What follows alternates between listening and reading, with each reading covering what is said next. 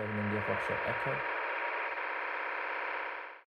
This is what it sounds like when an analog radio receives a digital transmission from a DMR radio, such as my Anytone 878. Now, I've programmed this to work with my Pi-Star hotspot, and I've set this up to receive on the same frequency as my hotspot transmits on. So if I now do a test transmission on my Anytone, this should receive a digital signal. However, it won't be able to decipher it. Mike 7 India Foxtrot Echo.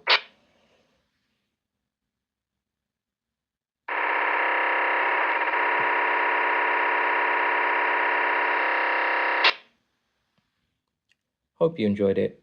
Bye now.